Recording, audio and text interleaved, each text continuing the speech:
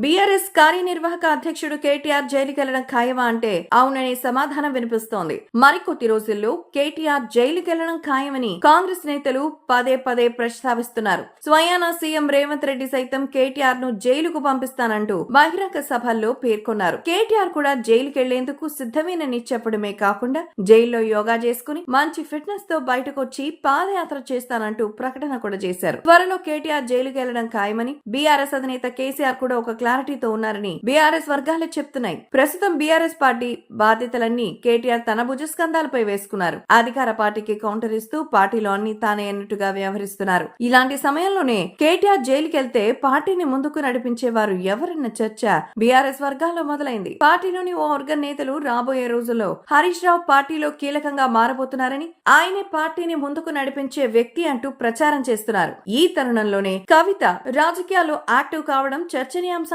మారింది. BRS MLC మాజీ CM KCR కుమార్తె కల్వకుంట్ల కవిత మళ్లీ రాజకీయాల్లో యాక్టివ్ అయ్యారు. అటు సోషల్ మీడియాలో పోస్టులు పెడుతూనే ఇటు ప్రజాక్షేత్రంలోనూ అడుగు పెట్టారు. జిల్లాలో పర్యటిస్తూ పార్టీ బలోపేతానికి కృషి చేస్తున్నారు. సీఎం రేవంత్ రెడ్డి దూకుడు ముందు కేటీఆర్ తేలిపోతున్నారని బీఆర్ఎస్ వర్గాల్లో చర్చ జరుగుతోంది. హరీష్ రావు లాంటి సీనియర్ నేతకు బీఆర్ఎస్ పార్టీ పగ్గాలు అప్పగించాలని పార్టీలోని ఓ వర్గం డిమాండ్ చేస్తోంది. ఇలాంటి పరిస్థితుల్లో కేటీఆర్ జైలుకు వెళ్తే పార్టీ పగ్గాలు హరీష్ రావు చేతికి అప్పగించాల్సిన పరిస్థితి ఏర్పడుతుందని భావించిన కేసీఆర్ తన కుమార్తె కవితను రంగంలోకి దింపినట్టుగా బీఆర్ఎస్ వర్గాలు గట్టిగా చెప్తున్నాయి. జైలు నుంచి బెయిల్ పై వచ్చిన తర్వాత రాజకీయాలకు దూరంగా ఉన్న కవిత తన తండ్రి సూచనతోనే ఉన్నట్టుండి ఒక్కసారిగా పాలిటిక్స్ లో యాక్టివ్ అయ్యారని బీఆర్ఎస్ నేతలు చెప్తున్నారు. మొత్తానికి ఎలాంటి పరిస్థితి ఎదురైనా హరీష్ రావుకు చేతికి మాత్రం పార్టీ పగ్గాలు వెళ్లకుండా ముందస్తు జాగ్రత్తలో భాగంగానే కవిత మళ్లీ రాజకీయాల్లో యాక్టివ్ అయ్యారని తాజా రాజకీయ పరిణామాలను బట్టి చూస్తే స్పష్టమవుతోంది.